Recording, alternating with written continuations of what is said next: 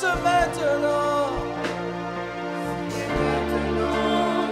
Toucher Ici et maintenant, ça se passe maintenant. ici Et maintenant, toucher. Oh, ici et maintenant, ici ça se passe maintenant. ici Et maintenant, pas de mal. Oh, ici et maintenant, fais-le. ça se passe maintenant. Nous le voulons ici. Et maintenant, Yeshua, Yeshua, Yeshua,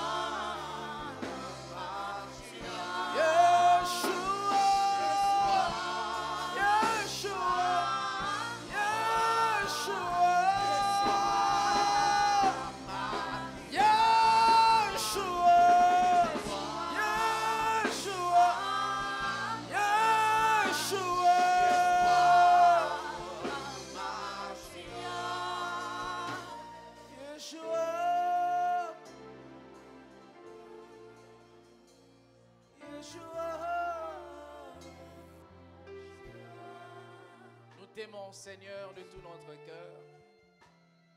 Nous aimons ta présence. Nous ne nous ennuyons pas, nous aimons ta présence. Accorde-nous la grâce, Seigneur, de vivre pour toujours dans ta présence. Nous avons hâte que tu reviennes pour nous prendre, afin que nous vivions éternellement dans ta sainte, douce et précieuse présence.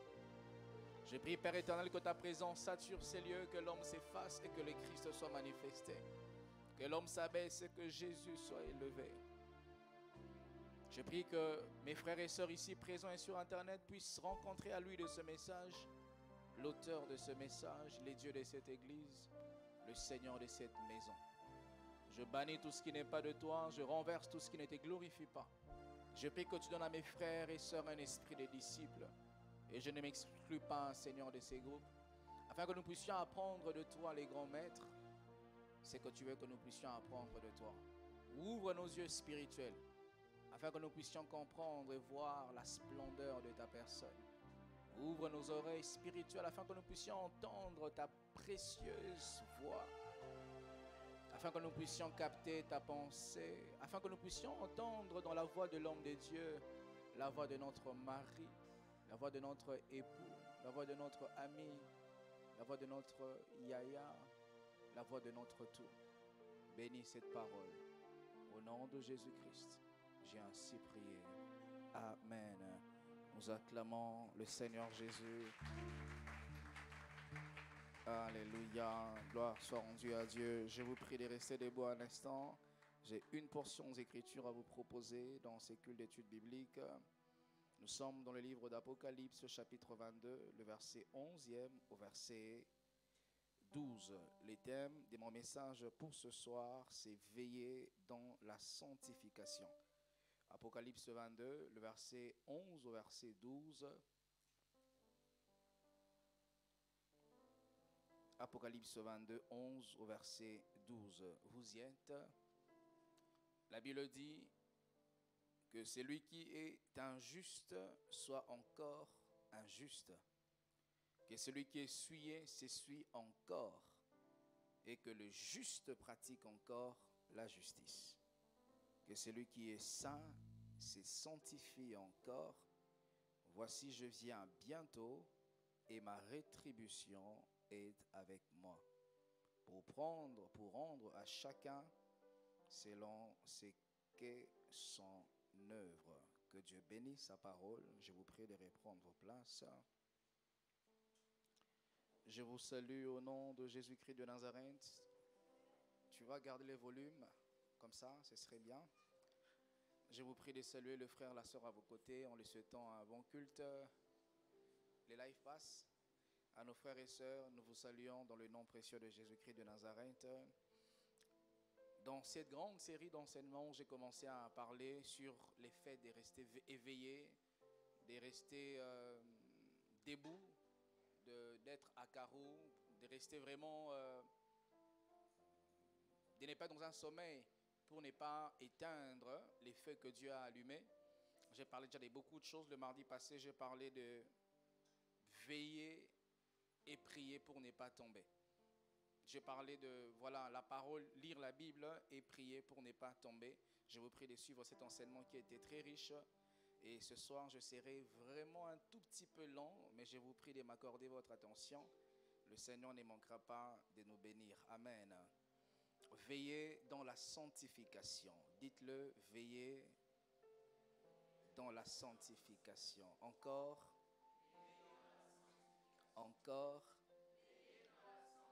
Veillez dans la sanctification. Nous sommes Église de la Compassion de la communauté CREFM, CREFM, qui veut tout simplement dire Centre de réveil, d'évangélisation, de formation et de mission. Et dans cette grande communauté, nous prêchons un message sous 4 piliers. Nous prêchons l'amour de Dieu, la puissance de Dieu, la sainteté et l'équilibre en Jésus-Christ. Nous croyons fermement à ces choses que nous prêchons, et sur ces 4 piliers, le message de la sainteté est notre message principal. On peut parler de la prospérité, mais nous allons toujours enseigner comment être prospère tout en restant sain. On peut parler de mariage, de voyage, de l'explosion dans tous les sens qu'on veut, mais nous allons toujours revenir pour nous enseigner comment avoir toutes ces choses et de garder Dieu.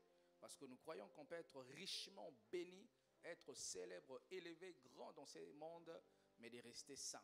Si les hommes croient plus tu montes, plus tu vas perdre la sainteté. Nous croyons, plus tu montes, plus tu peux être plus saint. Amen. Hein? Et nous allons aujourd'hui entrer dans ces piliers fondamentaux de notre ministère sur la sanctification. C'est vrai que nous en parlons tout le jour, mais pour ces cultes est dédié spécifiquement pour ça. C'est un culte d'études bibliques chaque mardi, et vraiment je serai dans ma casquette d'enseignant. J'aurai beaucoup de choses à vous dire, beaucoup de versets à vous donner, et je crois que le Seigneur nous bâtira. La sanctification. Veillez dans la sanctification. J'aimerais très rapidement ici définir certains concepts, et je vous parlerai ensuite de sortes de sanctification. Je vous parlerai du but ultime de la sanctification pour un homme, de ce que la sanctification peut faire dans la vie d'un homme. Je vous parlerai des ennemis de la sanctification. Je vous parlerai ensuite des alliés de la sanctification. Et c'est dans ce sens-là que nous allons clore notre enseignement de ce soir. Lorsqu'on parle de la sanctification, ça veut tout simplement dire sanctifier. Et le verbe sanctifier veut tout simplement dire mettre à part. Donc quand on dit qu'il est sanctifié, ça veut dire il est mis à part. Jésus-Christ, en donnant la prière de notre Père aux disciples, il commence dans Matthieu 6, le verset 9, il dit « Lorsque vous priez, dites notre Père qui est aux cieux, que ton nom soit sanctifié. » En d'autres termes, Jésus-Christ voulait leur dire que l'on cite tous les noms de Dieu, mais quand il s'agit de ton nom, que ça soit mis à part. Que l'on cite Bouddha, Confucius, que l'on cite Mohamed, que l'on cite Kimbangu, Branham, que l'on cite tout le nom de ces personnes qui se qualifient pour Dieu, mais quand on citera ton nom, que ton nom soit mis à part, que ton nom soit sanctifié. Si Jésus, le Fils de Dieu, il commence par cela, ce n'est pas un hasard. Jésus pouvait commencer, donne-nous notre pain de ce jour, il pouvait commencer par autre chose. Mais si Jésus commence cet enseignement de la prière de notre Père en leur disant que le Père qui est le vôtre, qui est aux cieux, vous devez savoir que son nom doit être sanctifié. Son nom doit être mis à part. Et tout porteur de son nom doit se mettre à part comme ce nom est mis à part. J'aimerais prendre 2 directions en introduisant mon message dans ces premiers grands points de définition des concepts. En prenant 2 directions, sanctifier dans l'absolu. Dans l'absolu veut dire, c'est l'action que Dieu mène sur le racheté quant à leur position en Christ dès qu'ils croient.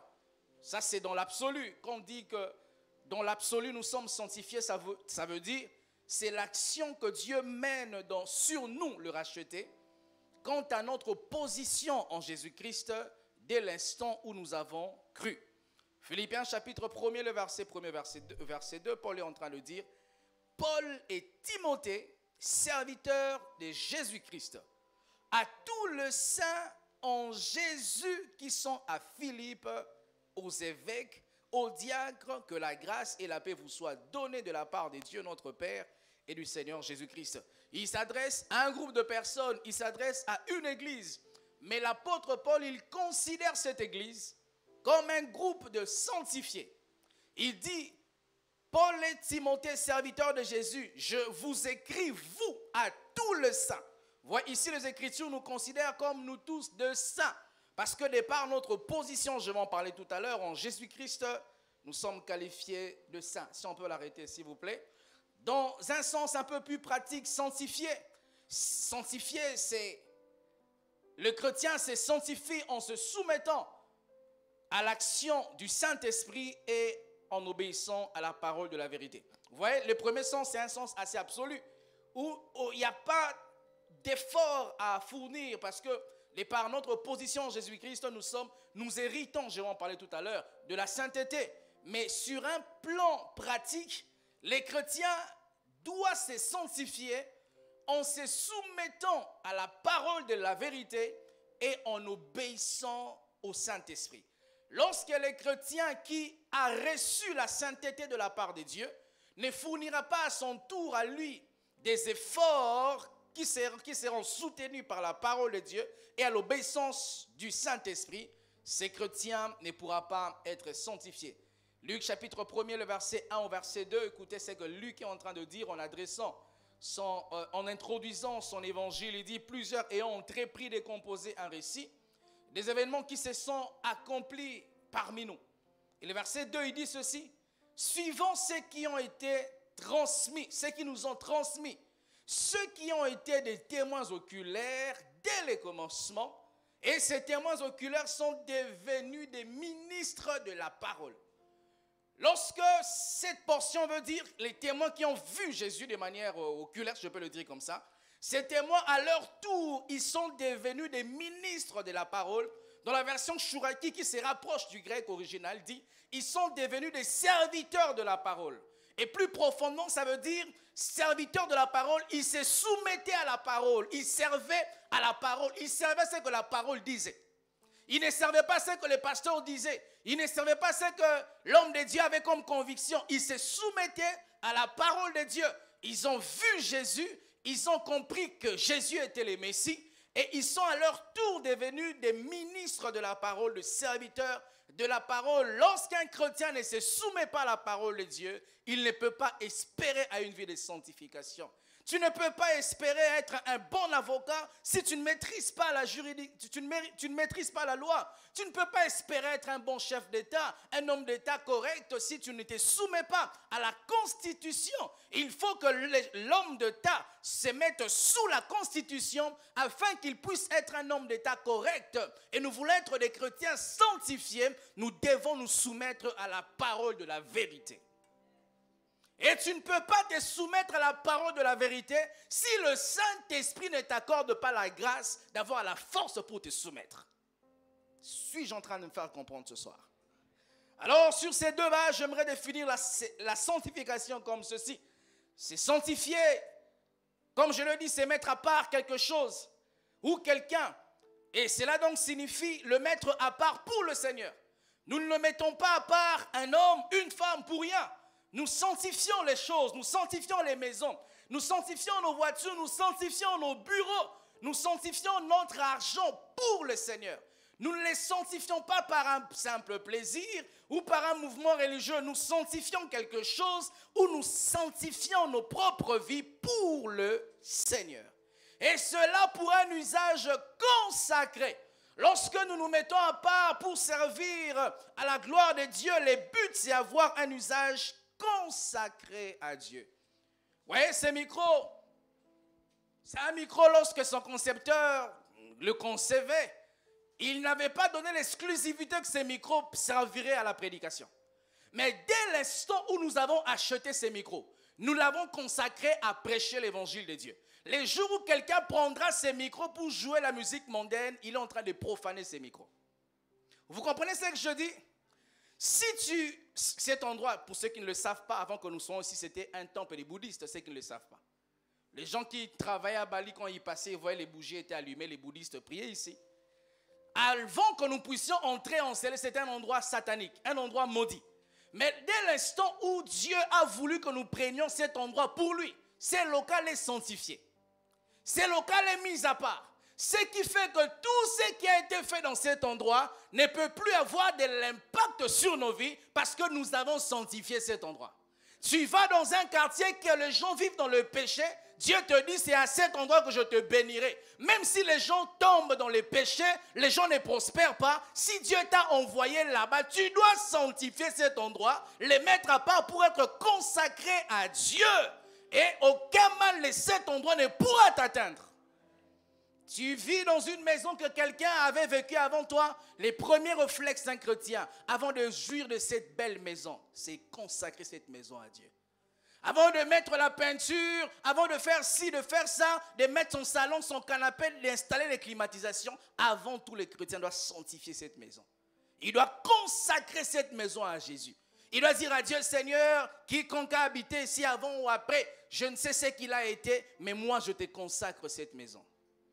Par la grâce de Dieu, il arrive que je voyage un tout petit peu. Et quand il arrive que je dorme dans les hôtels, vous savez, dans un hôtel, vous trouverez des serviettes que vous ne savez pas qui l'avait utilisé avant, un drap que tu ne sais pas qui l'a utilisé. À chaque fois que je vais dans un hôtel, je consacre cet endroit à Dieu. Je me dis, quels que soient les gens qui ont dormi ici, qu'ils aient fait l'impudicité ou pas, ça ne me touchera pas. Ça, c'est leur affaire. Moi, je vais sanctifier ces lits. Je vais sanctifier cette chambre. C'est comme ça que les chrétiens n'ont pas peur de qui était avant lui. Qui était avant toi, ça ne me considère pas. Moi, je me concentre en ce que dit la parole de Dieu. Tout lieu foulera la plante de tes pieds, je te donne en possession. Donc, vous comprenez, frères, sœurs, que sanctifier quelque chose ou quelqu'un, c'est les mettre pour le Seigneur. Et cela pour un usage consacré. Écoutez ce que la Bible disait. La Bible dit dans Exode chapitre 20, le verset 8. La Bible dit, souviens-toi du jour du repos pour les sanctifier. Souviens-toi du jour de sabbat pour les sanctifier. Souviens-toi de ce jour pour le mettre à part. Que ce jour ne soit pas vu comme un simple lundi, comme un simple mercredi, mais que ce jour soit un jour où tu te rappelleras de moi et tu les consacreras pour mon usage. Tu les consacreras pour moi. De 1 Thessaloniciens chapitre 4, le verset 3, la Bible dit, c'est que Dieu veut, c'est votre sanctification, c'est que vous vous absteniez de l'impudicité. En réfléchissant sur ces versets, c'est rare de voir Dieu dire quelque chose de clair et précis à propos de la sanctification. Il arrive que Dieu dit dans sa parole, je souhaite que tu prospères à tous égards comme prospère l'état de ton âme. Là, c'est un souhait que Dieu est en train d'émettre. Mais pour la sanctification, Dieu ne souhaite pas, il veut. Vous comprenez ça? Lorsqu'il s'agit que tu aies une voiture, que tu te maries, que tu ailles aux États-Unis, que tes business prospèrent, c'est un souhait pour Dieu. Il souhaite, comme ton âme est en train de prospérer, que tout ce que tu entreprendras prospère aussi. Là, c'est un souhait que Dieu aimait. Mais en ce qui concerne la sanctification, ce n'est pas un souhait. Dieu le veut. Dieu veut que tout celui qui s'appelle chrétien puisse se sanctifier. Dieu veut que tout celui qui dit dans sa bouche, il est enfant de Dieu, qu'il puisse se mettre à part pour le Seigneur. Qu'il puisse mettre sa vie à part pour le Seigneur et pour la gloire de Dieu. Il existe deux sortes de sanctification. Il y en a trois, mais j'en parlerai deux ce soir. La première sorte, c'est ce qu'on appelle la sanctification par position ou par vocation. Positionnelle ou vocationnelle. C'est une sanctification que nous avons de par notre position en Jésus-Christ. Le fait que tu te retrouves en Jésus, tu deviens un homme saint, une femme sainte. Quel que soit ce qu'a été ton passé, chargé ou pas chargé, les jours où tu as donné ta vie à Jésus, en ces moments-là, Jésus te considère comme une personne sainte. Même si tu as avorté, même si tu as tué, même si tu as fait avorter dans le monde et tu te décides de suivre Jésus, ton compteur de la vie est tourné à zéro et Dieu te considère comme une personne sainte. Alléluia. Vous le croyez, frères, sœurs? La Bible dit si quelqu'un est en Christ, c'est une nouvelle créature. Les choses anciennes sont passées et toutes choses sont devenues nouvelles. C'est comme ça l'apôtre Paul pouvait dire, Timothée et moi, nous vous écrivons au sein de l'église qui se trouve à Philippe. Parce que Timothée et Paul croyaient que lorsqu'un chrétien s'est converti, le compteur de sa vie est remis à zéro. Imaginez le bonheur de savoir que tu étais un brigand, un drogué, et quand tu viens à Jésus, la première promesse qu'il te donne, il dit, je vais remettre à zéro ton compteur. C'est comme ça un chrétien, lorsque nous venons, on ne doit pas venir à Jésus pour être béni d'abord. On doit venir à Jésus pour que la charge de nos péchés, la charge qui nous empêchait de courir et d'atteindre notre destinée soit ôtée par l'œuvre de la croix. Et les chrétiens ne doivent pas se plaindre, être malheureux parce qu'après son salut, il n'a pas de travail, il n'a pas de mariage. Il doit être heureux parce que Jésus a ôté la condamnation qui pesait sur sa vie. Et un chrétien ne peut pas être malheureux parce que tu n'as pas d'argent. Tu dois être heureux, même si tu n'as pas d'argent sur la terre, ton nom est écrit dans les livres de vie. Si la mort venait à te rencontrer, tu verras Jésus. Tu le rencontreras en face, tu verras son beau visage. Alléluia. Et nous sommes saints de par notre position en Jésus. Vous remarquerez, frères et sœurs, lorsqu'un enfant est d'une famille noble, il bénéficiera de la noblesse, de la richesse, même s'il n'a pas travaillé pour cette richesse-là. Lorsque son père, c'est un général, il ira à l'école avec des militaires, mais il n'est pas général.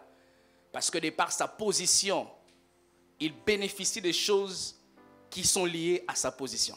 Et lorsque nous sommes en Jésus, nous bénéficions de sa sainteté. Et il nous couvre de sa veste de sainteté. Là où toi tu ne peux pas, lui il peut. Là où toi tu dis que ces péchés, je ne peux pas les vaincre, lui il a vaincu à la croix pour toi. Là où tu es en train de tomber, retomber, masturbation, impudicité, pornographie, Jésus, il te rappellera. À la croix, aucun péché n'avait échappé au clou qui était à la croix. Et vous devez être heureux d'appartenir à Jésus. Vous devez être heureux de savoir qu'être en Christ, la première bénédiction, c'est que je ressemble à Jésus. De par la position que j'ai en Christ, je suis un homme saint. Je suis déclaré saint. Frères, sœurs, nous ne sommes pas comme de ces hommes qui canonisent les gens. Après ta mort, on te déclare saint. Nous, dans notre vie, nous sommes saints. On n'a pas besoin d'être déclaré saint après notre mort. Les Écritures, lorsque nous nous convertissons à Jésus, nous révèlent que nous sommes des hommes saints. Nous sommes des femmes saintes. Nous sommes une assemblée de saints. Nous sommes un peuple saint. Et c'est beau être un homme saint. Tu te sens léger. Tu n'as pas peur de chasser un démon parce que tu sais que tu es saint. Tu n'as pas peur d'aller au front parce que tu sais que tu es saint, tu es propre. Même si la mort venait à te rencontrer, tu sais que la mort sera qu'une opportunité pour moi de voir le Seigneur. Éphésiens chapitre 1er, le verset 4, la Bible dit ceci. En lui, donc en Jésus-Christ, Dieu nous a élus avant la fondation du monde pour que nous soyons saints et irrépréhensibles devant lui. En lui, ça veut dire en Jésus. Dieu nous a élus, il nous a choisis. Pourquoi il nous a choisis? Les buts, c'est que nous devrons être saints. Mais alors, il n'y a pas que cette première sanctification positionnelle ou de vocation. Il y a la deuxième sanctification, c'est la sanctification progressive ou pratique. Cette sanctification est différente de la première. La première ne requiert pas tes efforts, mais la deuxième requiert tes efforts. Et la première sanctification en termes d'impact est plus grande. Non, la deuxième sanctification en termes d'impact est plus grande que la première parce que c'est par la deuxième sanctification que tu verras le Seigneur. La première sanctification, tu l'as pris, c'est fini, tu l'as hérité. Tu n'as pas fourni d'efforts pour l'être saint. C'est par l'œuvre de la croix que tu es devenu un homme saint. Mais la deuxième sanctification, c'est la sanctification qui réclamera tes efforts afin que tu puisses, si je veux le dire comme ça, mériter voir Dieu. C'est vrai que tu ne verras pas Dieu parce que tu l'as mérité par grâce. Mais dans la grâce, il y a des exigences. Je peux dire, c'est ce que la Bible dit, un jour un roi, il organise une grande fête. Et après, ses convives ne sont pas venus. Et puis il dit à ses serviteurs, sortez dehors dans les carrefours. Appelez-moi les gens qui viennent manger, par grâce. Et lorsque les hommes, ils entrent dans la fête, le roi vient, il commence à chasser les gens qui n'avaient pas les vêtements de la fête. Même si tu obtiens grâce de la sanctification, ça n'exclut pas que tu puisses fournir des efforts, que tu montres à Dieu que tu as la volonté de te sanctifier. Tu as obtenu la sanctification, mais tu dois montrer à Dieu que la sanctification que tu m'as donnée, je me battrai à continuer à me mettre à part pour ne pas être mis à part, être païen, être dans le monde. Vous comprenez ce que je dis? Écoutez ce que la parole de Dieu dit, nous l'avons lu, et par Apocalypse chapitre 22, le verset 11 au verset 12, la Bible dit que celui qui est injuste sont encore injustes, que celui qui s'essuie encore, et que les justes pratiquent encore la justice, et que celui qui est saint se sanctifie encore. Si je suis saint, pourquoi je dois encore me sanctifier? Et les Écritures vont plus loin dans Hébreux chapitre 12, le verset 14. La Bible dit, recherchez la paix avec tous et la sanctification sans laquelle personne ne verra Dieu. Faisons un peu, je ne sais pas comment on appelle ça, un peu une étude, linguistique grammaticale, c'est ça. Une étude grammaticale. Lorsque la Bible dit recherchez la paix avec tous, virgule, et la sanctification sans laquelle personne ne verra Dieu. Personne ne verra Dieu sans quoi? Sans la sanctification. Donc tu peux être un homme de paix, mais si tu n'es pas un homme qui recherche la sanctification, tu ne verras pas Dieu. La bonne moralité ne conduit pas vers le Seigneur. Vous avez des bons païens, ils ne trichent pas, ils ne volent pas, tu fais tomber ton téléphone, ils te le rendent.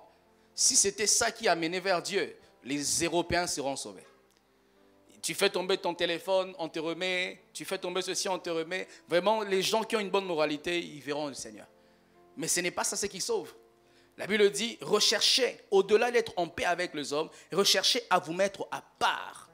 Ça veut dire, si les hommes prennent une direction Y, mais que ce n'est pas la direction que Dieu a voulu pour les hommes, vous devez continuer à prendre la direction opposée que Dieu veut pour vous, afin que vous puissiez voir la face de Dieu. La vérité n'est pas dans la masse. La vérité est dans le contenu. Ce n'est pas parce que plusieurs personnes pensent que faire X chose c'est vrai, que la chose devient vraie. Ce n'est pas parce que nous sommes ici à 200, 150 croient que 1 plus 2 égale 10, que les 50 autres personnes qui croient que 1 plus 2 égale 3 sont dans l'erreur. Ce n'est pas parce qu'ils sont nombreux à avoir tort qu'ils ont raison. Ce n'est pas parce que notre environnement nous pousse, nous peint un tableau de choses qui sont contraires aux valeurs morales de Dieu que ce que l'environnement fait est approuvé par Dieu. Sans la sanctification, personne ne verra Dieu. Deux choses dans ces versets. La première chose, voir Dieu veut dire expérimenter Dieu. Voir Dieu veut dire vivre la main de Dieu. Voir Dieu veut dire voir Dieu te guérir, voir Dieu te délivrer, voir Dieu ouvrir les portes pour toi, voir Dieu te lever, voir Dieu te donner ce que tu demandes. Et la Bible dit, pour voir, expérimenter la main de Dieu, tu dois rechercher la sanctification, tu dois persévérer, demeurer en vivant dans une séparation avec le monde, la chair et les péchés. Si tu ne veux pas, tu n'auras pas. Il n'y a pas de négociation. Dieu a dit, tu ne peux pas voir ma main si tu ne vis pas dans la sanctification. Une sœur qui vit avec un homme qui ne l'a pas épousé, mais la sœur là veut que Dieu lui donne le mari, ça ne se passe pas comme ça. Dieu ne peut pas bénir une main pleine. Si ta main est pleine, Dieu ne peut plus la remplir. Tu dois accepter de vider ta main afin que Dieu remplisse ta main. Dieu ne peut pas remplir une bouteille qui est déjà remplie. Si tu veux que Dieu remplisse ta vie, tu dois te dépouiller, te vider de tout ce que Dieu n'a pas rempli, afin que Dieu remplisse dans ta vie les choses qui sont correspondantes à ta destinée. Et nous recherchons ce que Dieu nous remplisse, mais nous vivons en dehors de la sanctification. Dieu ne le fera pas. Et tu n'auras pas de lien à couper. Tu auras la sanctification à rechercher. Parce que la Bible a dit, tu ne peux pas voir Dieu si tu ne vis pas dans la sanctification. Il y a des gens, ils sont dans le péché, notoirement connus, mais ces gens-là réclament Dieu. Lorsqu'on vient prier ici, Seigneur, donne-nous la grâce de ceci, la grâce de cela. Et toi, tu es en train de demander, toi, dis, Dieu, donne-moi la grâce de vivre dans la sanctification. Vous savez, les gens sont frustrés parce qu'on ne les enseigne pas bien. Comment tu peux dire à quelqu'un qui vit dans le péché, Dieu te bénira? Ah, il te bénira comment? Quelqu'un qui vit dans le péché, on ne lui dit pas ça. Parce que lui dire ça, tu lui fais oublier ce qui est essentiel. S'il est béni, mais il va en enfer. Et imagine toi aussi, pasteur, tu vas en enfer. Quelle bagarre en enfer. Parce qu'il aura compris que tu m'avais menti, tu m'avais trompé. Dites la vérité aux gens. Même s'ils ne vont pas aimer la vérité, leur esprit aime la vérité. C'est comme les enfants, quand on leur donne les médicaments, des fois, les mamans africaines, elles font comme ça dans la bouche. Hein? Et cet enfant peut pleurer. Si elle pouvait parler, elle va dire, maman, tu m'aimes pas. Mais c'est parce que je t'aime que je dois t'imposer ça. Lorsque cet enfant grandira, saura que maman m'avait aimé. Ne dites pas aux gens qui vivent dans le concubinage que Dieu vous bénira, il ne vous bénira pas. Vous voulez être béni par Dieu, arrangez vos vies. Dieu n'est pas un magicien. Un magicien qui s'en fout de ta vie, qui s'en fout avec qui tu vis, avec qui tu partages ton lit, avec qui tu partages ta vie, il s'en fout de ça. Mais Dieu, il est méticuleux. Dieu, il est en train de voir. Il veut, avant de déverser sur toi sa bénédiction, que tu sois correct avec lui. Une bénédiction qui te trouve en dehors de la volonté de Dieu va te détruire.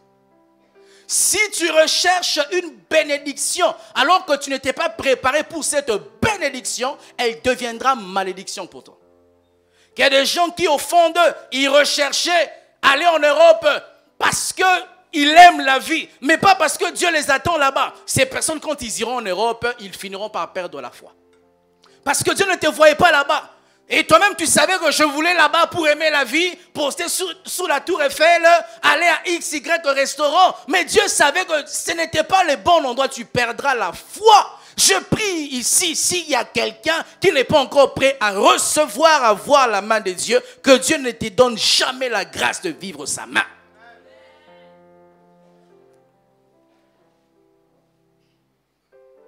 La sanctification, frères, sœurs.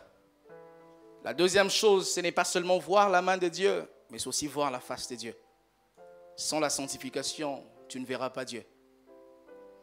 Sans la séparation et accepter de se mettre à part, tu ne verras pas Dieu.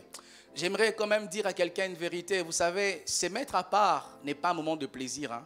Des fois, ça fait mal. Tu vois que tu es une belle fille. Très belle fille. C'est toi qu'on n'épouse pas. Bon, il n'y a pas de vilaines personnes, mais l'autre sœur là de ton quartier, que toi tu dépasses, tu es la version 2.0, elle est la version 1.0, c'est elle qu'on épouse. Mais toi on n'épouse pas, c'est elle que les voitures entrent, sortent. Vous savez, frères, sœurs, l'honneur, ça ne s'achète pas. Vaut mieux rester célibataire avec honneur qu'être marié avec déshonneur. Vaut mieux rester toute ma vie, ne pas être épousé par un homme. Pour la raison que je ne voulais pas qu'il couche avec moi avant le mariage et qu'il s'en aille, que d'accepter, même si je viens ici, on me bénit avec une robe blanche. Je sais que j'ai eu ces mariages par les prix de l'impudicité. La sanctification, frères, sœurs, nous permet de voir Dieu, d'expérimenter Dieu. Je vais vous le prouver tout à l'heure.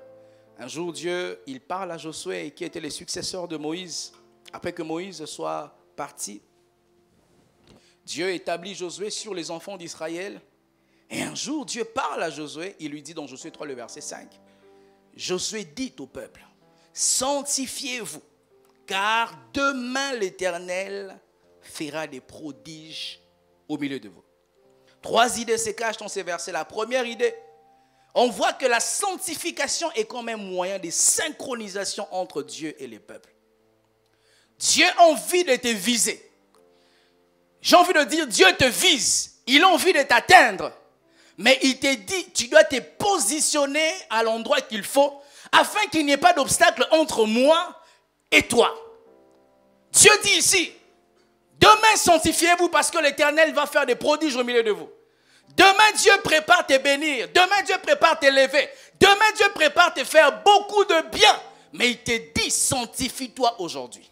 J'aimerais dire cette parole, je sens que quelqu'un le traverse. Il y a des personnes qui vivent des tentations à l'aube de leur nouvelle saison. Une nouvelle saison s'annonce dans ta vie et bizarrement tu as des tentations que tu n'avais pas. Ton corps commence à brûler comme s'il y a un problème. Sache que les niveaux de ta tentation révélera les niveaux de ce que Dieu a réservé pour toi. À chaque fois que Satan te demande de te prosterner afin qu'il te donne tout le royaume Jésus, sache que ce que Satan te propose dans ton présent est pour toi dans ton futur. Ne devenez pas très tôt ce que Dieu a prévu pour vous un peu plus tard. Si Dieu veut que Jésus reçoive le royaume du monde après qu'il va faire 3 ans et qu'il ira à la croix, il mourra, il ressuscitera, Satan ne peut pas te le proposer quand tu n'as pas encore fait même 1 mois de ton ministère. Vous comprenez ce que je vous dis? Lorsque tu reçois une tentation, la tentation a un seul but, de te désorienter de ton orbite afin que Dieu ne te voie plus. Ton corps te dérange, on te tente maintenant que par des hommes mariés, ma soeur. Il se peut que Dieu prépare ton mari bientôt. Les célibataires ne te voient pas que des hommes mariés. Et Satan même veut te donner une doctrine. Peut-être tu veux que je sois la 2e femme, comme Agar. Non, Dieu ne fait pas ça. Sache que si tu acceptes Agar d'être la deuxième femme de Abraham, Abraham te choisira parce qu'il sera dans un besoin. Le jour que son besoin sera comblé, ses yeux s'ouvriront, il retrouvera sa spiritualité et finira par te chasser. Et il ne te chassera pas seul avec un bébé et tu souffriras. Si tu es Agar, je prie que Dieu ouvre les yeux à ton Abraham. Dites Amen. Abraham était spirituel. Hein? Il n'a pas chassé Agar n'importe où. Il l'a chassé où? Dans les déserts. Tu vois ce qui t'attend demain? Hein? Désert, ma soeur. La deuxième idée qui se cache, Josué dit au peuple de se sanctifier parce que Dieu fera des prodiges au milieu d'eux. Parce qu'à chaque fois que Dieu vous lance un appel à la sanctification, c'est parce qu'il veut faire du bien à son peuple. Dieu ne nous pousse pas à nous sanctifier pour nous mettre mal à l'aise. Arrête avec ces messieurs, arrête avec cette copine, arrête avec la magie, arrête avec... Dieu n'est pas là pour te déranger, il n'a que faire de ça. Il veut te faire du bien et il ne veut pas que le bien qu'il veut te faire puisse te rater. Dieu a dit au travers de Josué, demain, moi Dieu, je giroualaï, je ferai des prodiges au milieu de vous. Seulement vous, sanctifiez-vous. Parce qu'à chaque fois que Dieu vous lance un appel à vous sanctifier, il veut te faire du bien. Qui d'entre vous ici on te paye devant les gens? On paie en cachette, n'est-ce pas? Parce que se sanctifier veut dire se mettre à part. Donc lorsque Dieu veut te rémunérer, il te voudra toujours être à part. Toi qui commences à entendre un désir de trop te sanctifier, cela vient de Dieu. Un désir de... Tu as même l'impression que Dieu te demande de te sanctifier des choses qui ne sont pas des péchés. Ça vient de Dieu. Il arrive quelquefois dans la marche chrétienne, Dieu te demandera d'arrêter les péchés, qui sont vus comme basiquement péchés. Mais quelquefois, Dieu te demandera d'arrêter une chose qui n'est pas en réalité péché, mais parce qu'il te veut haut. Dieu peut te dire, pendant 6 mois, tu ne mettras pas les bijoux. Or, les bijoux n'est pas un péché, mais Dieu veut te travailler dans une consécration parce qu'il veut te préparer, Esther, à rencontrer le roi.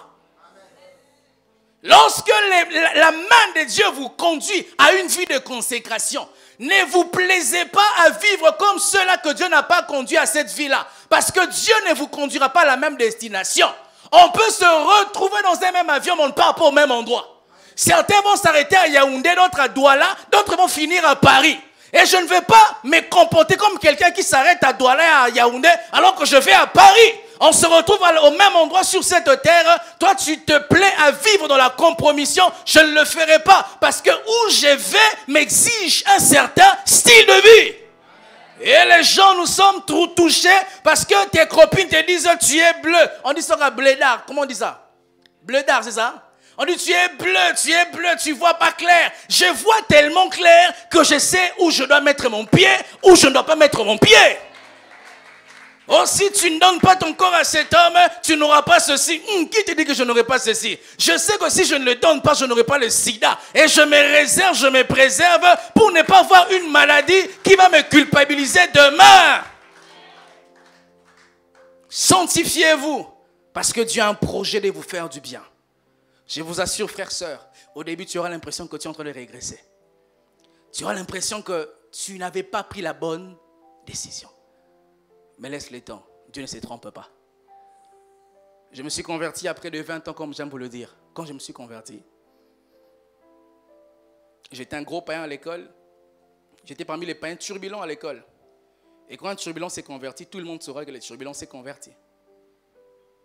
Et eux, ils étaient là dans la vie. Dans la vie, vivaient les femmes, les filles, la boisson, les sorties, les booms, tout ça. Toi, étais école, Dieu, école, Dieu. J'étais comme un garçon turbulent à l'école. D'habitude, il fallait que tu t'assais au Shabbat. Shabbat, c'était ma vie. J'avais ma place au Shabbat. Mais quand l'appel de Dieu tombe dans mon cœur, avec moi, Shabbat, c'est fini. J'ai commencé à m'asseoir devant. Premier banc. Tu entres, tu sais que premier banc, c'est ma place. J'avais l'impression comme si je régressais. Vous savez, Satan, il est malin. À un moment donné, quand tu t'es converti, tu commences même à manquer les choses que tu ne manquais pas quand tu étais païen. Même 500 francs. Ah, Je dis, mais Seigneur, ça veut dire quoi ces choses? J'ai commis l'erreur de te suivre ou comment, Jésus? N'est-il pas écrit que l'or et l'argent t'appartiennent? Mais comment moi, dans mes poches, là, ça ne va pas? Mais quelques années plus tard, frères, sœurs, Dieu a donné raison. À qui avait raison, à qui avait tort. Continuez et Dieu va vous donner raison. Vous ne vous êtes pas convertis pour les yeux des hommes. Vous êtes convertis aux yeux de Dieu. Que les hommes vous acclament ou qu'ils vous persécutent, ce n'est pas pour eux que tu es devenu chrétien. C'est pour Dieu que tu as donné ta vie. Je peux te rassurer que le début peut être très difficile. Vraiment, tu auras l'impression que vraiment ta vie ne va pas bien. Mais je t'assure, c'est la bonne décision. C'est la bonne décision. Aucun cultivateur n'est content quand il sème. C'est toujours difficile. Mais les moments de la récolte, il va oublier tous les temps difficiles. Tous mes amis là qui étaient restés au Shabbat, rares, j'ai envie de dire rarissimes, sont ceux qui se sont mariés. Ils ont des enfants au mariage. Certains vivent chez eux à la maison. Ils ont des enfants à gauche, à droite. Il arrive que quand je poste quelque chose, ils commentent, mon ami d'enfance, mon ami d'école. Il dit, tu étais où mon ami d'école? Comment j'ai choisi de suivre Jésus? La dernière chose, par rapport à ces versets de Josué 3, 5, la Bible dit, demain je ferai des prodiges, mais aujourd'hui sanctifiez-vous. C'est consacré ici veut dire, c'est préparé, c'est disposé pour recevoir Dieu. Rapidement, j'aimerais mentionner 3 ennemis qui combattent la sanctification. Le tout premier, c'est la chair. Dites la chair. La chair n'est pas les corps. La chair, c'est la mauvaise nature qui habite en toi. La femme, c'est la chair, c'est la femme du diable qui habite en toi. Vous savez, la chose la plus dangereuse qui puisse te détruire, ce n'est pas ce qui est à l'extérieur de toi, ce qui est avec toi, ta chair. Satan ne peut pas te toucher si ta chair ne lui ouvre pas la porte. Aucun sorcier ne peut toucher à ta vie si ta chair n'ouvre pas la porte. La chair n'est pas ton corps, mais la chair c'est la nature que porte ton corps. C'est la nature humaine qui est privée de l'Esprit de Dieu, dominée par les appétits et qui asservissent les facultés intellectuelles. Vous voyez, lorsque la chair est dominée par les appétits naturels et les facultés intellectuelles ne fonctionnent plus normalement. Vous allez vous rendre compte, quand quelqu'un veut pécher, il ne pense pas aux conséquences, il pense seulement au péché. Parce que les facultés intellectuelles sont perturbées, sont verrouillées. Et la chair travaille à cela. Les appétits qui asservissent les facultés intellectuelles, la volonté, les sentiments. Et aussi votre corps. Romains chapitre 7, verset 5, la Bible dit, car lorsque nous étions dans la chair, les passions de péché, provoquées par la loi, agissaient dans nos membres, de sorte que nous portions des fruits pour la mort. Il dit, lorsque nous étions, nous mourions. Lorsque nous étions, nous ne vivions pas. Lorsque nous étions dans la chair, nous ne pouvions pas vivre la vie de Dieu. Parce que notre chair était poussée à faire le mal. Et l'apôtre Paul va plus loin en disant, les biens que je veux faire, je n'arrive pas à le faire. Mais les mal que je ne veux pas faire, c'est ce que je suis en train de faire. Ça, c'est ta chair. Et sachez, mes frères, la chair est dans tout le monde, chrétien ou païen, pasteur ou fidèle, tout le monde. La chair, quelqu'un a dit, la chair ne meurt pas, mais la chair se maintient en crucifixion. C'est comme un ressort. Le jour que tu enlèves la pression de ta main sur ces ressorts-là, le ressort va rebondir, n'est-ce pas? C'est comme ta chair. Les jours que tu cesses de la crucifier dans la croix de Jésus, la chair va se manifester. La chair n'aime pas les choses spirituelles, n'aime pas les choses de Dieu. La chair peut te garder devant Netflix. Série, épisode 1er, 2, 3, 4, 5. Mais quand ton côté spirituel se dit, mais qu'est-ce que je fais? Il était 16h jusqu'à minuit, il faut que j'aille prier. Là, c'est ton côté religieux. Quand tu vas seulement ouvrir la Bible, tu commences à prier à minuit. Tu dis amen à 10h du matin. Tu t'endormais comme un porc. Là, c'est ta chair. Vous savez, frères, sœurs, les moments de prière avec les frères, j'aime beaucoup. Et vraiment, pour ce vendredi à la nuit des prières, je serai encore là. J'ai vu les gens prier dans les nuits de prière, des très longues nuits de prière, des 4h, 5h, 6h, 7h, qui me paraissaient être très spirituels. Vous étiez très charnel. Assis comme Papa Claude ici, tu pries. Lui dit non, ça c'est petit. Moi, il faut que je m'agenouille. Il s'agenouille, il commence. Il dit ça c'est petit, il faut que je me prosterne. Il s'allonge, je vous dis.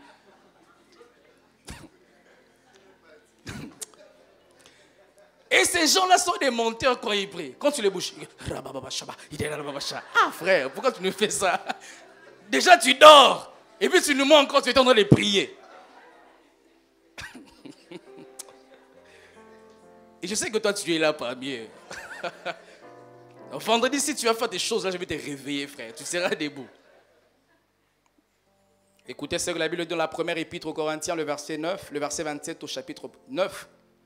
Paul dit, mais je traite durement mon corps et je le tiens assujetti, de peur que d'être moi-même, d'être rejeté après avoir prêché aux autres.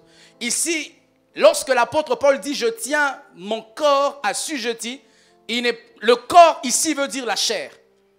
Il dit, je maintiens ma chair, ma mauvaise nature ici, assujetti. Et il y a un bel exemple d'une personne qui n'a pas maintenu son corps assujetti, sa chair assujetti, et il a fait naufrage. Exode 32, le verset 23, il s'appelait Aaron, l'homme de Dieu, le serviteur de Dieu, aussi spirituel qu'il était. Il était le second de Moïse, dirigeant un peuple nombreux, 2 500 000 personnes.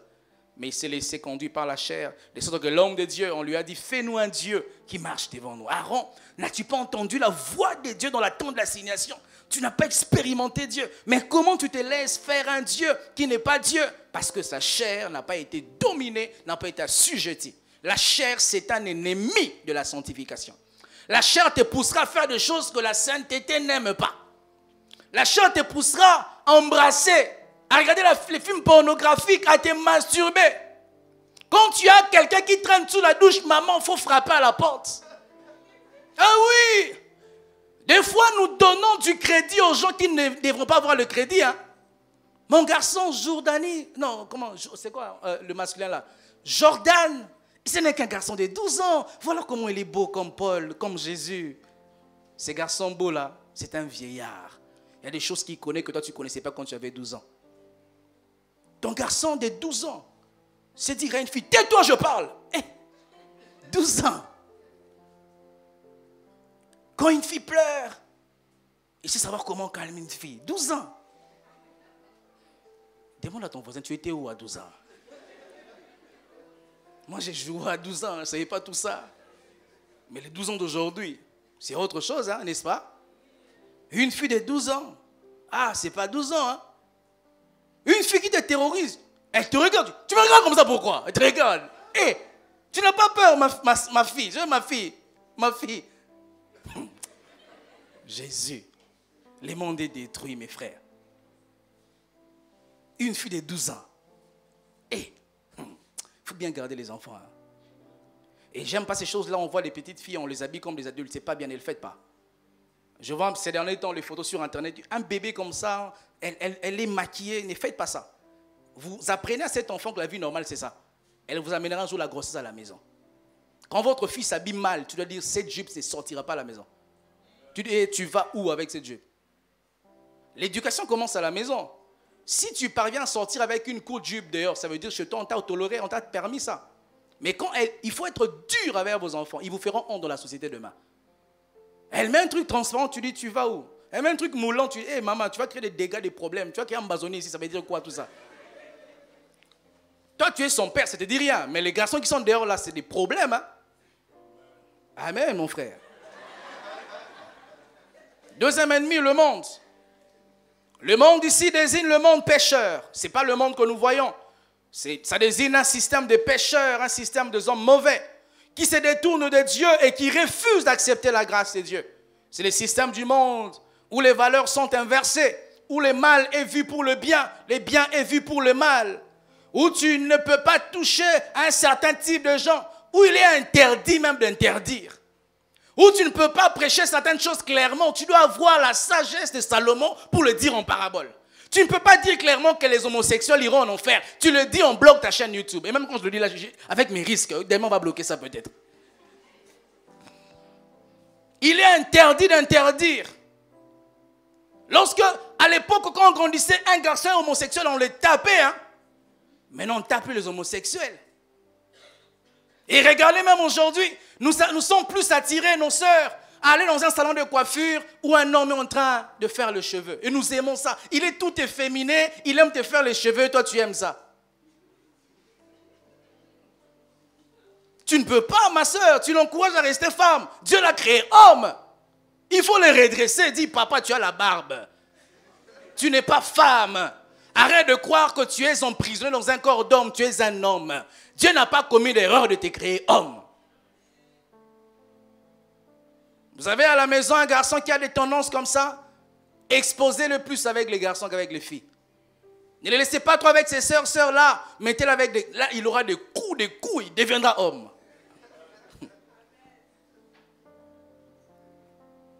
Romains chapitre 12, le verset 2, Paul disait, ne vous conformez pas au siècle présent. Parce que le monde actuel peint un tableau qui est contraire à la volonté de Dieu, qui veut notre sanctification. Le monde actuel, lorsque tu es une jeune fille de 25 ans, tu es vierge, c'est quoi l'expression qu'on dit ici? Tu es quoi? Sangala? Vous dites, je ne vous entends pas. Tu es coincé. Quand tu as 25 ans, tu es vierge, tu es coincé. Regardez l'expression. Hein. Je suis coincé. Donc, vous voulez que je sois comment alors? Ah, franchement, les gens. Et, entre moi et vous, qui êtes coincé vraiment? C'est vous qui êtes coincé dans le péché? Moi, je suis libre en Jésus-Christ. Et elles te disent, mais tu es coincé, ma soeur. Il faut un peu goûter. Comment tu sauras qu'un homme fonctionne si tu n'as pas goûté? Le mariage est un cadeau emballé. Tu vas découvrir seulement dedans, ma soeur. C'est comme ça, prier avant de vous marier. Là, tu vois comme si, comme on dit, tu parles pour toi-même. Les jours que tu vas vivre sans le mariage, tu te rappelleras du pasteur. Et tu pleureras seul. Un jour, un frère à l'église comme ça, il voit une sœur. Ce n'était pas la compassion, rassurez-vous. Un sœur de la chorale qui chantait terriblement bien, un peu comme Carole. Ce n'était pas ici, hein, elle n'est pas encore mariée, donc soyez sûrs. Et les frères ont dit, je vais épouser cette sœur. Parce que le frère pensait que le mariage, ça sera ça. Et il pensait que ça sera être comme ça. Il va, il épouse la sœur. Et ils vont, mes frères, à la nuit des noces. Et la sœur est là, le frère, il ne sent rien. Il tourne un peu, il tourne, et puis il sent rien. Écoutez, sœur, chante d'abord, chante. Ben lui, il croyait que ça sera ça le mariage. Frère, ça ne sera pas ça. Avant de vous marier, priez. Parce que Dieu te connaît mieux que toi. Il connaît cette personne-là mieux que toi. D'ailleurs, quelqu'un peut penser qu'il fonctionne, mais ne fonctionne pas. Alors Dieu connaît cette personne-là mieux que toi. Il faut consulter Dieu avant de vous marier. L'amour ne suffit pas. Même si ton cœur sort comme Ipkiss, les masques là, garde ton cœur, maman. Parce que tu pleureras. Il y a des gens, ils viennent au bureau. Je lui pose la question, pourquoi tu veux l'épouser? Pasteur, il parle bien français. Toi, tu es. Pasteur, ils sont bons. Ils sont du Zara. Vraiment. Vous me finissez l'intelligence. Comment on peut réfléchir comme ça? Tu frère, pourquoi tu épouses cette sœur? Elle marche bien. Comme Sophie Marceau. Dis, pasteur, elle a des joues comme une tomate. Oh. Je dis, frère, c'est mon gars là ici. Je dis, c'est frère vraiment. Il est comment? Quelqu'un peut sentir du Zara. Mais c'est un impudique. Hein? Il peut parler français des Voltaire. Mais il va te battre à la maison, ma soeur. L'amour ne suffit pas. D'ailleurs, il a été démontré que le coup de foudre ne dure que 2 à 3 ans. On ne se marie pas par coup de foudre. Les vrais amours se construisent avec le temps. Tu peux être avec quelqu'un au début, tu ne l'aimes vraiment pas. Mais plus tu es là, l'amour grandit, grandit. Les vrais amours viennent avec le temps. Et toi, tu viens à l'église, tu vois une première fois une sœur, tu dis tu vas l'épouser. Frère, tu connais cette sœur-là? Cette sœur-là, que tu vois belle, elle ne sait pas faire le lit. Comme tu la vois là, elle ne sait pas faire le lit. Oui, je ne mens pas. Je reçois des gens au bureau, elle ne sait pas faire le lit. Les jours que tu vas l'épouser, tu vas voir, tes poids là-bas, dors papa. C'est pour ça que des gens, toi tu penses que ton mari dort, il réfléchit. Seigneur, que je divorce ou que je divorce pas. Comme tu la vois belle comme ça, elle ne sait pas dresser une table. Elle ne sait pas où met la fourchette où, les couteaux où. Elle ne sait même pas couteau de table c'est quoi. Elle ne sait pas couteau avec la viande c'est quel couteau, couteau avec c'est quel couteau, elle ne sait pas. Elle va te mettre un gobelet, boum, boum, papa, mange. Et malheur à toi, tu vas au bureau, ton secrétaire, patron, tu veux une tasse de thé? Tu commences à dire, Seigneur, je m'étais trompé ou quoi? Tu avais bien choisi même, reste avec ta païenne là. Le dernier ennemi, c'est Satan et les démons. Les Écritures appellent Satan adversaire. C'est ce que veut dire son nom. Satan veut dire adversaire. Et il n'est pas l'adversaire de Dieu, c'est notre adversaire. La Bible dit dans 1 Pierre 5, le verset 8, « Soyez sobres, veillez, votre adversaire, le diable, rôde comme un lion rugissant, cherchant qu'il va dévorer. » Satan et les démons, ils n'aiment pas que tu puisses te sanctifier. Ils n'aiment pas cela. Et ces trois ennemis que j'ai mentionnés, ils utilisent les sources que j'appelle sources du péché. Pour combattre la sanctification, en voici quelques-unes. La première source du péché, c'est la tolérance. La chair utilisera toujours ta tolérance. Où tu deviens un peu tolérant. Je peux un peu prendre le vin. Paul a dit à Timothée, un peu de vin pour ton estomac. Toi, tu es Timothée. Toi, tu es vraiment Timothée. Tu as dit, mais pasteur, si on ne couche pas ensemble avant le mariage, comment je saurai qu'elle fonctionne? On n'épouse pas un homme ou une femme pour les enfants. On épouse quelqu'un parce que nous l'avons aimé. Les enfants sont une conséquence de votre amour. Si on épouse quelqu'un pour les enfants, alors ces personnes qui ont fait des erreurs dans leur parcours doivent épouser ces personnes-là. On épouse quelqu'un parce que tu es fatigué de les raccompagner dans l'arrêt des bus, fatigué d'aller 2 minutes, 10 minutes chez elle, et puis tu dis, il faut que je t'épouse seulement. Et quand on devient tolérant, la tolérance est une source de péché. Où tu commences à tolérer, tu priais avant 4 heures, tu étais debout, maintenant tu tolères. C'est quand le péché va entrer. La superficialité, c'est une source également du péché. Les personnes superficielles finissent par tomber dans le péché. Vous savez, des fois, les animaux marins qui sont souvent capturés et tués sont des animaux qui sont superficiels. Lorsqu'un pêcheur lance son filet, je n'ai pas encore vu, peut-être ça existe, mais je n'ai pas encore vu, qu'un pêcheur jette un filet et il pêche une baleine. Qui a déjà vu ça? Moi, je n'ai pas encore vu. On prend un frétin, on prend un tel poisson, capitaine et tous les restes. Parce que la baleine n'est pas superficielle. La baleine vit dans la profondeur. C'est comme ça, ses prédateurs n'arrivent pas à la voir facilement. Et quand toi, tu es superficiel dans ta vie chrétienne, tu seras touché par le péché. Tu seras touché. Tu comprends maintenant les choses que tu ne comprenais pas avant. Tu étais strict, rigoureux. Maintenant, tu commences à baisser un peu. Tu commences à les comprendre. Non, frère, sœur, on ne comprend pas ce qu'on ne peut pas comprendre. On ne comprend pas les péchés. On ne comprend pas. On ne comprend pas. Avec les péchés, c'est comme les États-Unis. Les États-Unis disent on ne négocie pas avec les terroristes. Et quand il s'agit du péché, on ne négocie pas avec les péchés. On n'est pas superficiel. Que je vois les gens sous l'onction et un frère touche une sœur. Frère, toi tu sens rien. Non, la sœur là, c'est ton frère.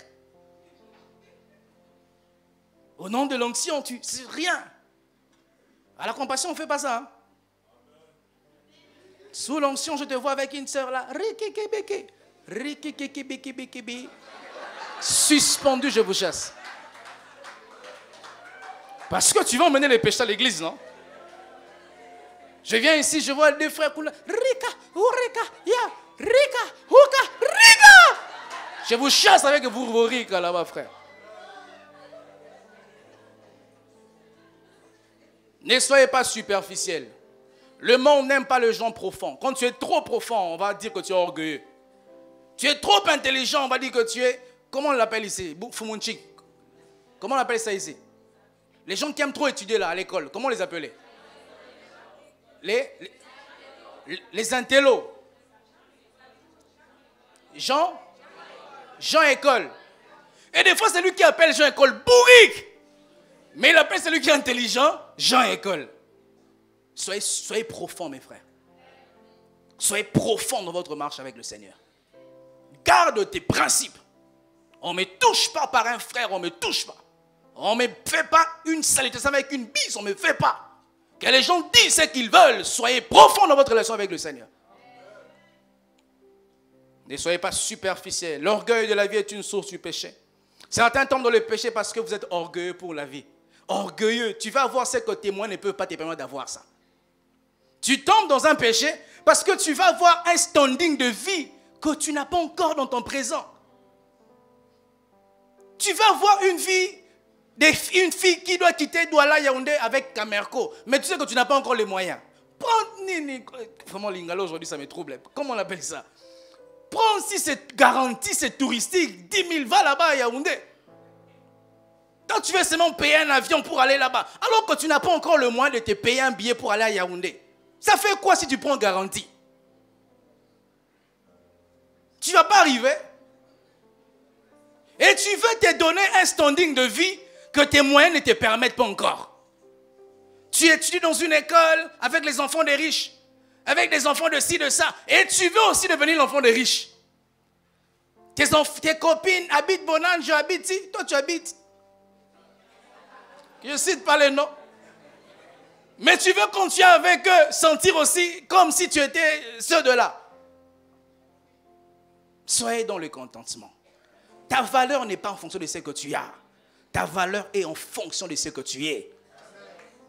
C'est comme ça que les filles vendent leur corps pour un iPhone 14, iPhone 15, iPhone ceci. Parce que tu veux avoir une vie que tu n'as pas les moyens. Et Satan va toujours te tenter à cause de l'orgueil de la vie. Certains même, j'ai vu pendant la CAN, il prend l'avion ici, il quitte, il doit là pour Yaoundé, il prend la photo, il écrit en route vers Qatar. Frère, je vois, on a écrit là-bas Camerco dans l'avion. Donc Camerco fait aussi Qatar, doit là. Hein? C'est quoi cet orgueil de la vie, mon frère? Et ça, vraiment, mes frères camerounais, soyons un peuple différent. Soyons des Camerounais différents. Vous n'êtes pas obligés de montrer tout ce que vous faites.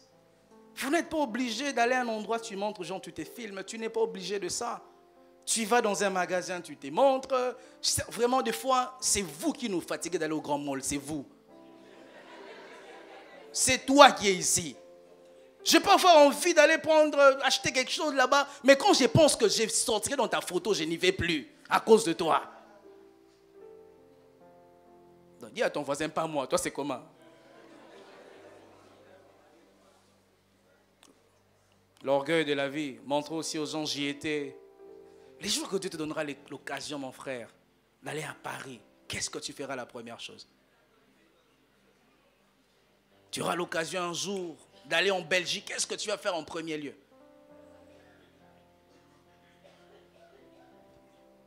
Je suis allé pour la première fois en Suisse, mes frères. Dieu m'a gardé prisonnier. J'ai fait que 3 jours. 3 jours en train de prêcher. C'était tu entres le matin, tu cherches Dieu, tu pries, tu sors, tu vas prêcher. Tu rentres, tu pries, tu vas prêcher. Mais c'était ma première fois. L'orgueil de la vie nous pousse à pécher. Comme ça, quand on va là-bas, on dit, comment on dit Nabwa Kingunda? Comment on dit? Demande l'exil, hein? Demande d'exil. Tu dis, Seigneur, Douala matin, c'est fini. Tu vas perdre ton téléphone, ton passeport exprès. Vous dites, moi, rentrons encore avec les tapioca, c'est fini. Tu préfères être un SDF en Europe que d'avoir une maison ici à Bali. Les gens disent qu'on n'est pas mieux que chez soi. On ne te demandera pas ici, montre-moi ton identité. Mais là, on va te regarder avec des regards racistes. Ah oui, hein. J'ai pris un train. Vraiment, les gens sont racistes. Hein. Ils me regardent comme si... Ah. Je dis, mais madame, je suis pasteur quand même. Hein. Ah. Parce que moi, je ne la comprenais pas, cette femme-là. Ces trains, ça t'appartient, madame. Hein? On a tous payé un même billet pour aller quelque part. Je lui dis, tu veux que mon côté pas un sorte?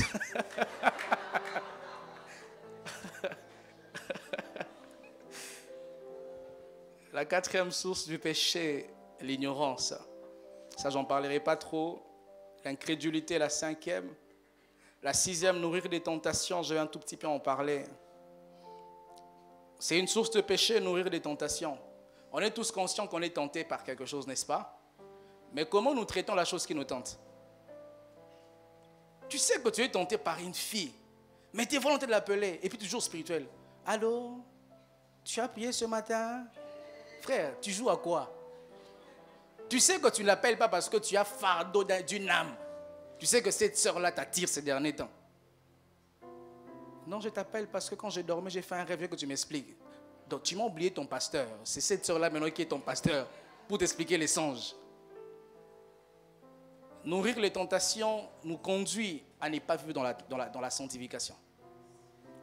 Et ça, c'est même pas un prophète qui doit te dire. Tu sais que ces derniers temps, je suis tenté à la pornographie. Mais tu aimes rester là devant un film bizarre. Et nous tous, nous savons dans un film, quand une musique comme ça commence. Ding, ding, ding. Toi-même, tu sais que bientôt là... Oh, qui ne sait pas ça? Qui sait ça? Nous savons ça, n'est-ce pas, non? Mais c'est quand tu es plus éveillé que jamais. Un jour, on a attrapé un intercesseur en train de regarder la pornographie la nuit. À 2h par là. Et comme Dieu fait les choses, quelqu'un devait sortir pour se soulager. Béni soit Dieu pour les chambres qui n'ont pas de toilettes. Il faut sortir dans le salon pour se soulager. Et on attrape les frères intercesseurs en train de regarder les pornographies. On dit, frère, qu'est-ce que tu fais? Il commence à pleurer. Oh, Dieu sauve les païens. Les hommes se perdent, Seigneur. Ah, frère, donc pour que tu aies les fardeaux à prier pour les païens, il faut que tu voies ça. C'est comme toi, non? Pour que je change de païen, il faut que j'aille dans une boîte de nuit. Tu danses pour sauver les païens. Et tu utilises les versets. Paul disait, avec les Grecs, j'étais grec. Jésus a des problèmes au ciel. Hein? Des personnes comme toi. Vraiment, si Dieu est un homme calvitie depuis longtemps. Nourrir des tentations. Tu sais que cette sœur a des faibles pour toi. Mais te voilà. Tu vas la voir bien parfumée, bien coiffée, bien poudrée. Maintenant, tu veux que cette sœur-là fasse quoi? Tu sais qu'il y a des personnes qu'on n'allume pas. Vous savez ça? Si tu l'allumes, tu dois l'éteindre, mon frère. À l'église, il y a des frères allumeurs comme ça. Ils parlent avec charme avec des sœurs. Ma sœur.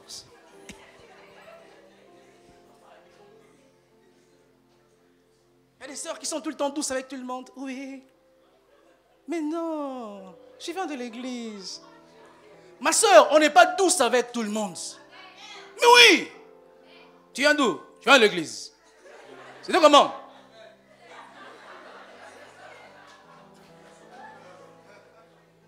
Pourquoi tu n'es pas douce? Pourquoi tu veux que je sois douce avec toi? Tu ne sais pas que tu as un cœur. Je suis aussi une femme.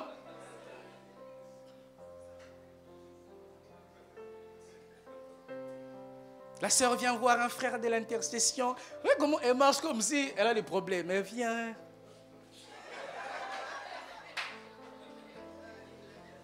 Elle dit, frère, j'ai lisé Habakkuk.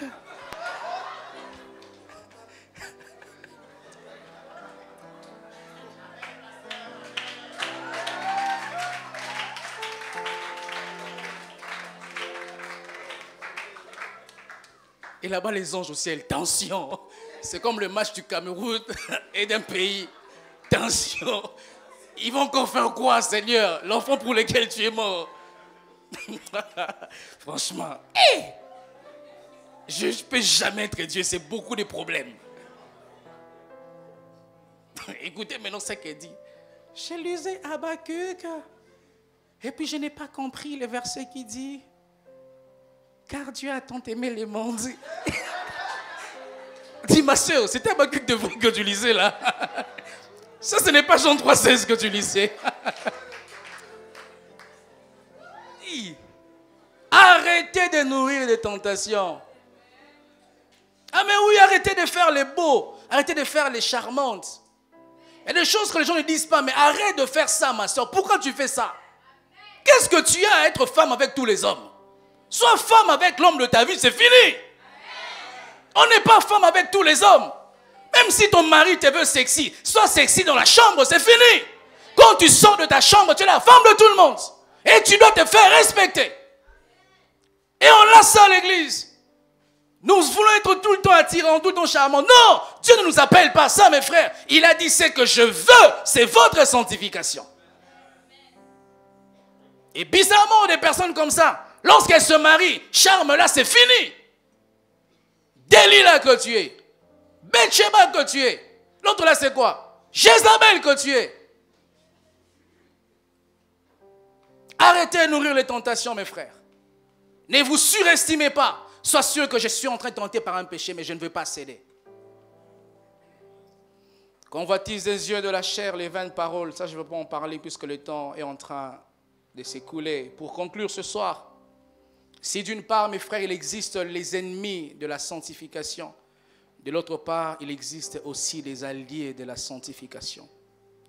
Jean chapitre 17, le verset 17, Jésus-Christ, il était en train de parler pour montrer comment est-ce que sa parole est un allié de la sanctification. Et sanctifie-les par ta vérité, par ta parole, car ta parole est la vérité. S'il y a des choses qui nous poussent à ne pas nous sanctifier, Dieu aussi met en place des mécanismes qui poussent à nous sanctifier. Jésus-Christ est notre premier allié pour la sanctification. Lorsque tu es tiré par la chair, tenté par les hommes, par les péchés, par Satan, par les démons, regarde en haut, il y a Jésus qui veut te secourir.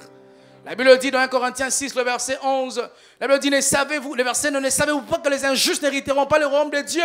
Ne vous y trompez pas, ni les impudiques, ni les idolâtres, ni les adultères, ni les efféminés, ni les infâmes, ni les voleurs, ni les cupides, ni les ivrognes, ni les outrageux, ni les ravisseurs n'hériteront le royaume de Dieu. Le verset 11, la Bible dit, c'est là c'est que vous y étiez. Tu n'es plus cupide, c'est là c'est que vous y étiez. Tu n'es plus ivrogne, c'est là c'est que vous y étiez. Tu n'es plus impudique, c'est là c'est que vous étiez. Et il dit, quelques-uns d'entre vous, mais vous avez été lavés, vous avez été purifiés, vous avez été sanctifiés. Lorsque Satan veut faire de toi une prostituée, Jésus veut faire de toi une servante de Dieu. Frères, sœurs, il n'y a pas que des ennemis de la sanctification, il y a aussi Jésus-Christ de Nazareth qui est un allié pour la sanctification. La parole de vérité nous pousse à nous sanctifier. Plus tu entends la parole de vérité, plus tu es immunisé. Plus tu entends la parole de vérité, plus ton système immunitaire est renforcé. C'est pourquoi aimez la parole de vérité. N'aimez pas les paroles qui vous flattent, qui vous disent ce que vous êtes déjà. Aimez la parole qui vous affermit, la parole qui vous rend fort. La Bible dit dans 1 Thessaloniciens 5, le verset 23, que le Dieu de paix vous sanctifie lui-même tout entier. Que votre être, votre esprit, âme, corps soit conservé irrépréhensible. Le but de Dieu, c'est que mon être soit conservé irrépréhensible. C'est que mon âme ne pêche pas. C'est que mon esprit ne pêche pas. C'est que ma chair ne pêche pas la parole de vérité. Et un autre allié, le Saint-Esprit. Zacharie 4, le verset 6 dit, ce n'est ni par force, ni par puissance, mais c'est par le Saint-Esprit.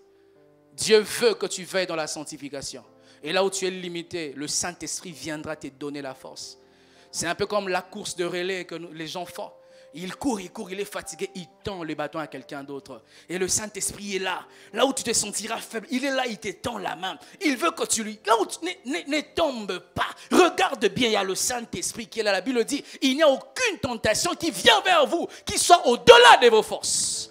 Et Dieu qui est fidèle donne toujours le moyen pour vous en sortir. Ne tombe pas dans un péché parce que Dieu dans sa fidélité, il te donnera un moyen d'en sortir. Ne te donne aucune bonne raison pour faire le mal. Il n'existe aucune bonne raison pour pécher. Lorsque Satan te pousse à pécher, il veut crever ta roue afin que ta course soit ralentie.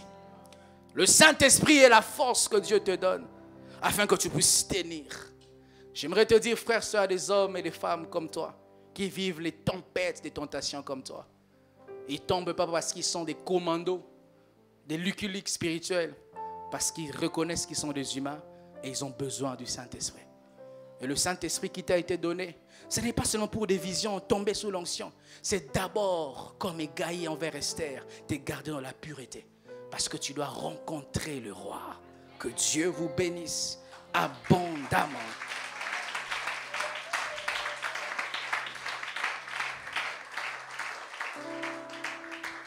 J'ai soif de toi.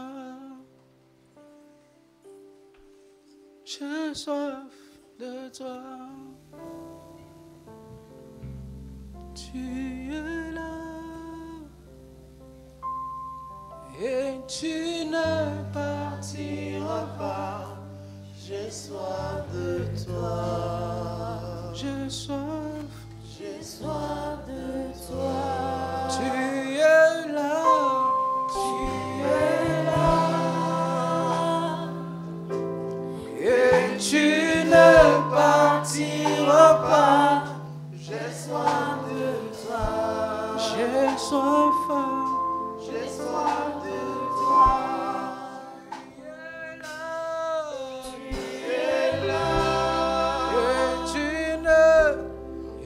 Tu ne partiras pas. J'ai soif de toi. J'ai soif. J'ai soif de toi. Oh, j'ai soif de toi. J'ai soif de toi. J'ai soif. J'ai soif de toi. J'ai soif. J'ai soif de toi. Oh, j'ai soif de toi. J'ai soif de toi. Jésus, j'ai soif de toi. J'ai soif. J'ai soif de toi. Oh, tu es là. Tu es là. Et tu ne partiras pas. J'ai soif de toi. J'ai soif de toi. J'ai soif de toi. Oh, tu es là. Tu es là. On chante avec l'église. Et tu ne partiras pas. J'ai soif de toi. J'ai soif de toi. Tu es là.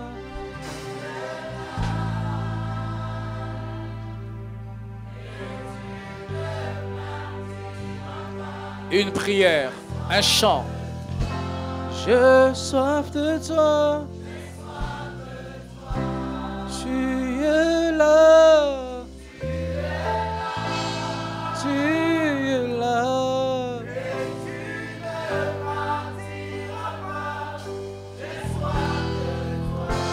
J'ai soif de toi. J'ai soif de toi.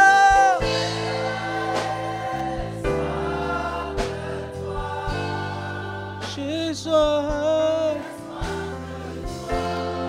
J'ai soif. Oh, j'ai faim de toi. Faim de toi. Faim de la sainteté. Faim de la pureté. Mettez vos mains sur votre cœur, je vais prier. Jésus, purifie nos cœurs, purifie nos vies, sanctifie-nous. Tu nous as dit que ce que tu veux, c'est notre sainteté.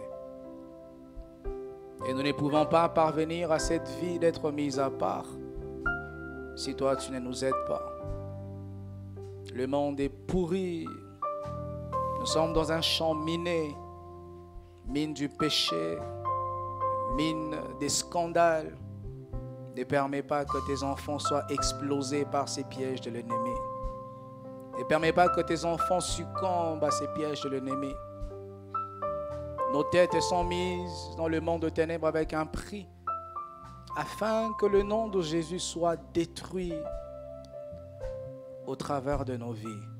Jésus, ne nous laisse pas succomber. Ne nous laisse pas tomber, Jésus. Il est écrit dans ta parole qu'à chaque tentation, tu donnes toujours un moyen pour que nous puissions en sortir vainqueurs. Révèle-nous, Seigneur, la porte des secours. Alors que mon frère, ma soeur est comme dans un trou, il ne voit pas par où il va sortir. Je prie que tu ouvres ses yeux afin qu'il voie l'issue des secours. Jésus, nous ne voulons pas tomber. Nous ne voulons pas succomber. On a fait une longue marche, des longs kilomètres, et ce n'est pas à cet endroit que nous voulons te laisser. Nous voulons un jour te voir et aller au ciel. Donne-nous la force par le Saint-Esprit afin de continuer cette course. Donne-nous la force par le Saint-Esprit pour haïr les péchés afin d'aimer la sanctification. Que Dieu vous garde, que Dieu vous sanctifie, que Dieu vous purifie, que Dieu vous donne les alliés de la sainteté et qu'il enlève autour de vous les hommes qui vont vous fragiliser, qui vous donne des frères et sœurs qui aiment la sainteté. Quand vous serez dans vos faiblesses, ils vont vous soutenir. Au nom de Jésus-Christ, j'ai ainsi prié. Amen. Nous acclamons le Seigneur.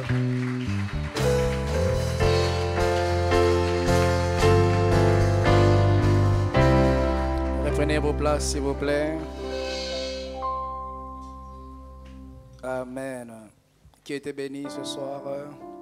Je vous prie d'aller en haut là-bas, à la table de la communication. Cette prédication elle est gratuite. Vu que j'ai débordé un peu, je vais rapidement donner les communiqués. Nous allons passer à notre service d'offrande. Nous acclamons le Seigneur. Nous aurons deux services comme d'habitude. Le tout premier, nous allons offrir à Dieu et en parallèle, nous allons apporter nos offrandes pour l'aménagement et les déménagements. Nous sommes en train de vouloir déménager, aménager. L'auditoire pour écouter la parole de Dieu. Dimanche, nos frères sont en train de prier sous la tente maintenant.